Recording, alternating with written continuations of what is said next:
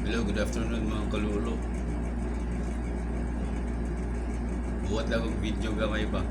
Actually, no need to explain but maluoy ko sa inyo, sa uban ka ng mga ignorante ba. At least, ma-aware mo ba. Para sa sunod, di na mo buhat sa sunod or di na mo judge or na mo'y knowledge ba na mo exist ang laylay nga klase nga tao. Like for example, kanang akong Hail Satan, normal ra gyud na sa metal world, murag common na expression na image ra ba. Like for example, kanang Slayer nga banda, sikat kayo na, super sikat sa metal world for shocking value ra na, shock value ra na, image ra na. Ang bokalista na si Tam Araya is Katoliko gyud siya, pero anti-Christ sila ilang mga songs, ilang mga album covers na image na. Pero naa jud sa gamay ra siguro mga 1% or ano, mga extreme jud satanista jud sila. So lalaki jud tag timpla, Hail Satan jud sila tinud-anay jud.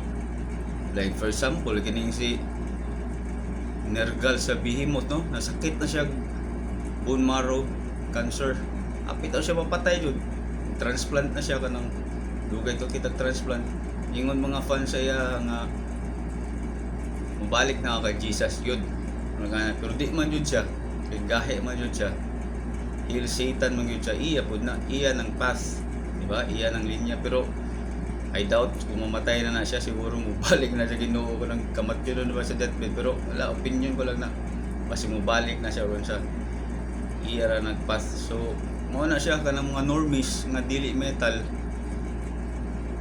O lagi na umingon siya ako, makailar ko na ako kanang ayaw nang yawa-yawa o nagana na di lang ko mutubag kay laylahay man tagod, kay balo man ko sa akong pagtuo.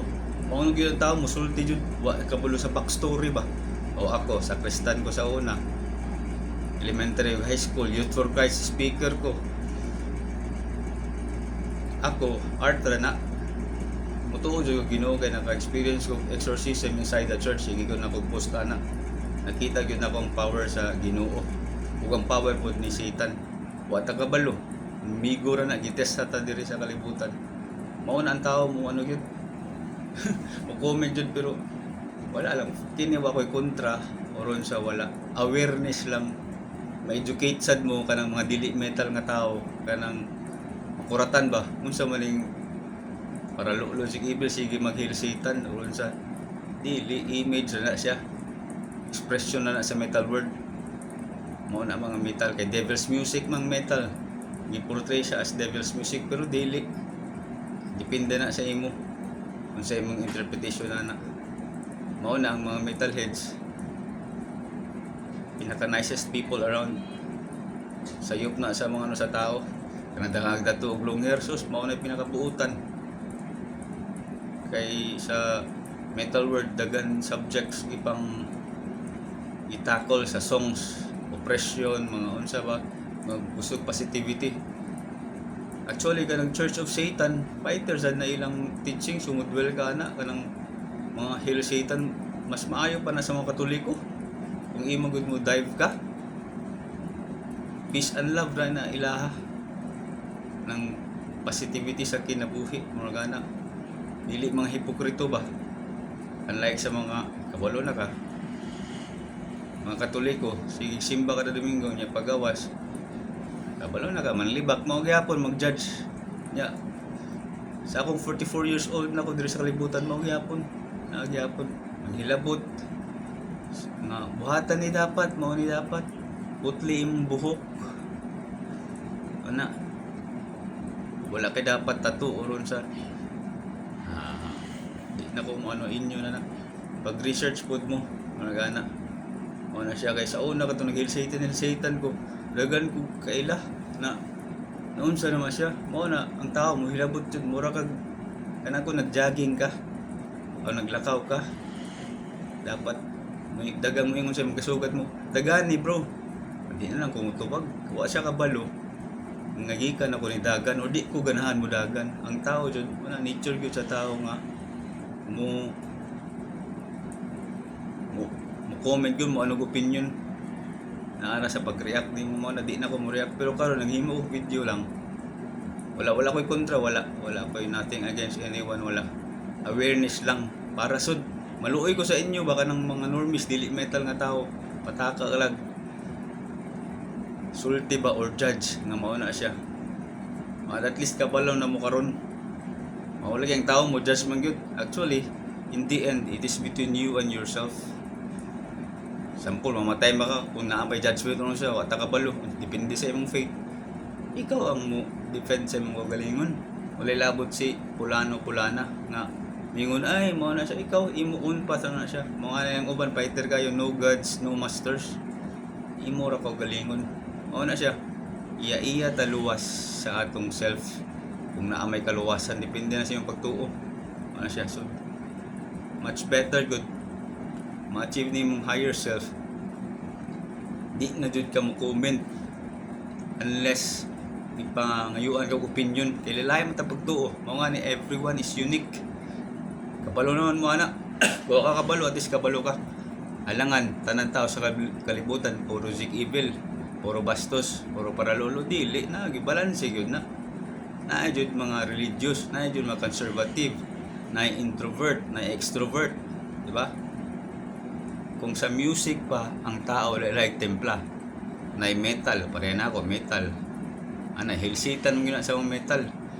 Devil's music man as portrayed as devil's music ron sa naay K-pop o naay ganahan rock, naay ganahan og pop, naay ganahan R&B.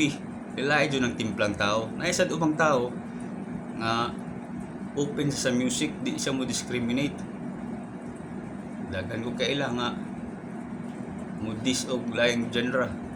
Dili ganahan og hardcore, metalcore, deathcore.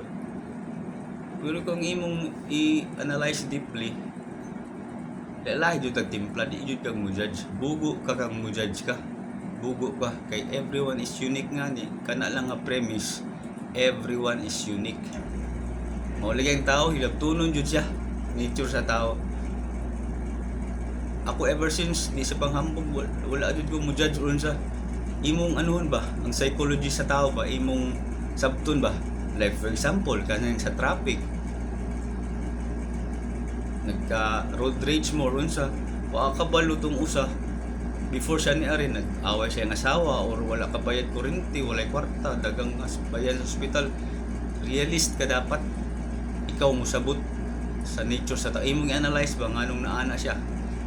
Like for example, ang serial killer. Naagyo na history nga ng serial killer siya. Naagyo na. It all boils down sa naagyo na yung foundation nga nung ana siya. So, maura gyapon. Oh, at least sample sa mga metal, kanang dili metal, at least aware na mo kung kasabot mo, di ba? Di jud ka mo judge. Di jud ka mo judge. Kaya kanang sa metal world, common na kayo ng ingon hill satan. Mga maungani nakaitume perme long hair dagang patik bad as image ba, pero mga pinaka nicest people around.